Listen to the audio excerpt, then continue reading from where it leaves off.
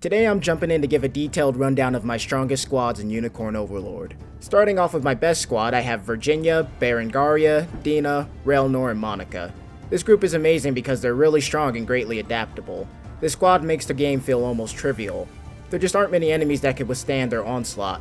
I was even able to solo a few maps with them.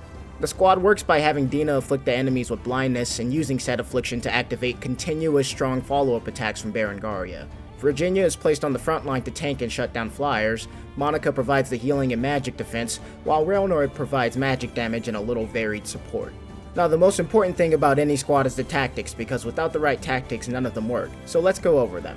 Starting with Virginia, for active skills I have her set to use Vertical Edge on flying enemies, Iron Crusher against armored enemies, then Brandish for every other situation.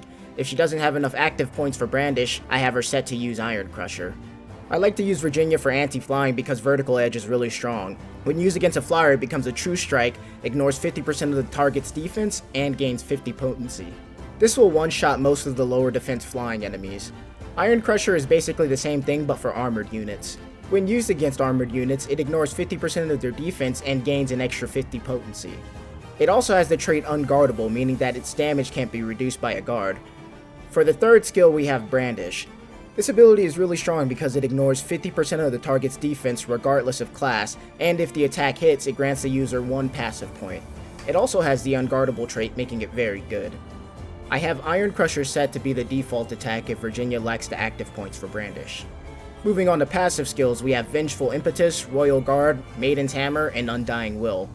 The Vengeful Impetus and Royal Guard skills both come from items. I have Vengeful Impetus set to activate only when Virginia has 3 or less active points. Royal Guard activates only when Virginia's health falls below 50%. Maiden's Hammer is used only if Virginia has 3 or more passive points, and Undying Will activates on every second action. This setup feels good because Vengeful Impetus synergizes with Brandish, allowing Virginia to attack extra times if she's attacked. Royal Guard and Undying Will are there to keep her from dying. I have Undying Will set to activate on the second action so she gets the buff to survive a lethal blow regardless of her hit points. I know Undying Will does more damage the lower health Virginia is, but I prefer to have the buff activate regardless. With her low initiative, she typically will have some damage on her by the second action anyways, so I feel it's better to use it on your own terms. For her equipment, I'm torn between 2 builds, Blue Defense Mode and Red Attack Mode. I'm kidding. I like the Hallowed Blade because it's really good at helping Virginia recover from chip damage. For every attack, she recovers 10% of her health, and if you have her at 100 HP, she's going to recover 10 health for every attack. This really adds up over the course of multiple attacks. If she attacks 4 times, that's 40 health she's recovered just for swinging that blade. The Blue Rose Shield gives her the Royal Guard ability and an extra passive point. Virginia comes with this shield, so I see it as her ability. It's really good at keeping her alive. Her second shield is an Azure Crest Shield for another passive point, and the last piece of equipment are the Vengeful Boots. This build makes Virginia feel like a mini juggernaut. Moving on to Dina the Werefox, thankfully her setup is much less complicated. Starting with equipment, I have the Corroded Spear, a Lion Heart, and a pendant of each kind. The Corroded Spear is for the Shadow Thrust ability, and the Lion Heart is to provide extra accuracy and damage. For active skills, I have Passive Hold, Shadow Thrust twice, then Piercing Lance. Passive Hold is set to be used only against armored units that aren't passive sealed in order to stop them from using cover. Then I have Shadow Thrust set to only attack a not blinded full column. In case those conditions can't be met, I have another Shadow Thrust set to just target someone who isn't blinded. If everyone is blinded, she'll just use Piercing Lance. As for passive skills, we have Shadow Pursuit and Nocturnal Evade. Shadow Pursuit is set to only activate against not blinded targets because we don't want to waste the blind on someone who's already blinded. Nocturnal Evade is fine as it is. Dina is a very capable unit. I usually keep her on the back line, but she can be placed on the front line as needed. Next up is Berengaria. For her tactics, I have Death Spin set to activate against rows with 2 or more enemies. Vicious Torment is set to activate only against afflicted targets, and Carnage is set to be her default attack. As for her passive skills, I have Painbringer set to activate only if Berengaria has 2 or more passive points. Eye of the Warrior Princess is next, and it's one of my favorite start of battle skills because it lowers all enemies' attack by 20% and lowers their initiative by 10. I prefer it over Virginia's Iron Veil because it affects both physical and magic damage. For the last passive skill, we have Sanguine Pursuit. This skill is absolutely busted because when used against an afflicted target, it grants 1 passive point. The insane thing about this is the attack doesn't even need to hit to refresh the passive point, meaning as long as you set this ability to only target afflicted enemies, you can have endless follow-up attacks. This is why I have Dina passing out blindness like it's candy on Halloween. For as long as the enemy is afflicted, anyone who attacks them will activate Berengaria's follow-up attack. Did I mention she also heals for 50% of the damage dealt? This character is absolutely disgustingly overpowered. To add on to this, I made a build that complements her well. The King's Axe gives +5 to all stats, the Mirage Great Shield gives her 50 evasion, turning her into a cool dodge tank. To strengthen the follow-up attacks, I have the Earrings of Pursuit, which gives follow-up skills 40 extra potency, and for the last item I have the Hero's Medallion. It gives a 20% boost to physical attack and grants both one active point and a passive point. If Virginia is a mini juggernaut, Berengaria is Big Sis. She's the squad's damage carry and she does it through follow-up attacks. Next up is Raelnor, the Elven Fencer. Honestly, there's not really much to change here. Elven Fencers are nice as they are. I dislike cavalry, so I have Nature's Wrath set to activate against cavalry units in full columns. It lowers cavalry units' passive points by 1, so I find it very useful. Next, I have Lightning Strike set to prioritize armored units, but I don't really care who it hits. Stun counts as an affliction, so Berengaria will follow-up attack providing more damage. I do have Mirage Stab in the tactics, but I only use it when there's a good opportunity. For the passive skills, I've made no adjustments other than having Sylphic Barrier target whoever has the lowest evasion.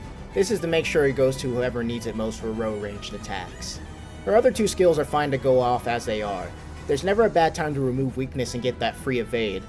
I don't plan around Evasive Impetus, but it's nice when it goes off.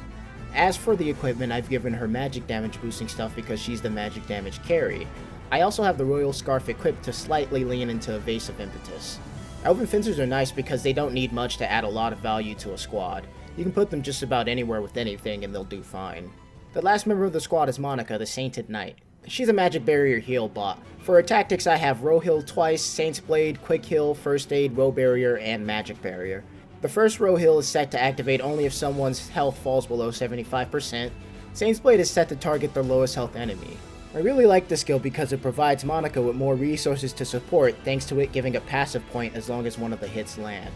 The last Row Heal is set to target whoever's not full health to keep everyone topped off. For passive skills, I have Quick Heal set to activate only if the target's health is 75% or lower, and as long as Monica has 3 or more passive points. Row Barrier is set to activate when a row is magically attacked. I'm pretty sure that's how it's supposed to work, but I have it in the tactics just to make sure. The same applies to Magic Barrier. First Aid doesn't need any adjustments, but you can set it to focus whoever is the lowest health. 2 of these skills aren't actually part of the Sainted Knight's kit. I equipped Monica with a Monk's Mitre and a First Aid kit to give her access to the Quick Heal and First Aid ability. They're both passive point heal skills, and since Sainted Knights can generate passive points, it's of good value to them.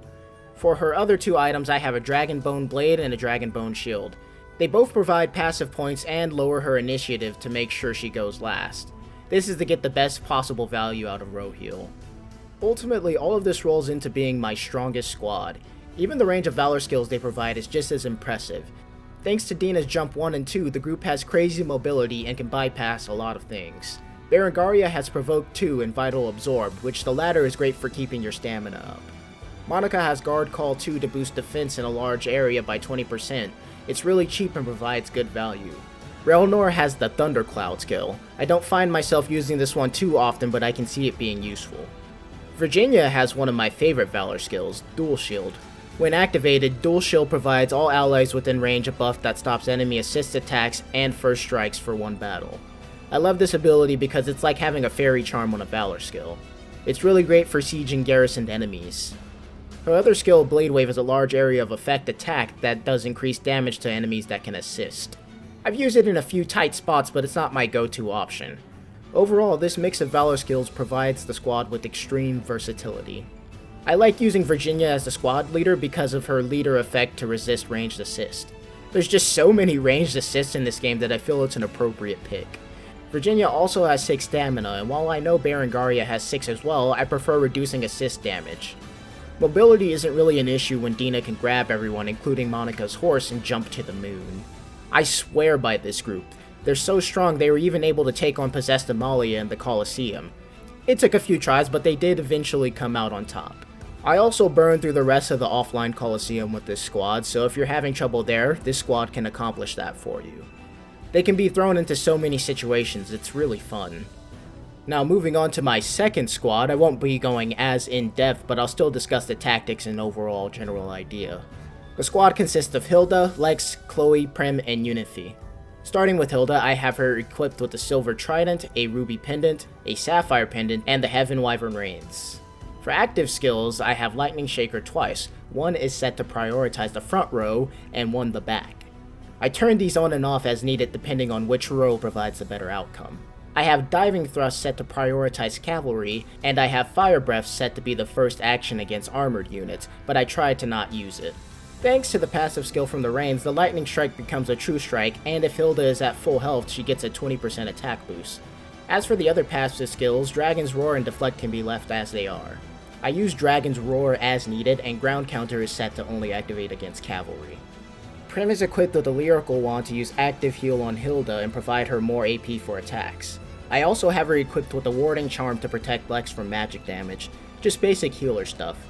I have active heal set as Prim's first action, and have quick heal set to prioritize armored units at 75% health or lower.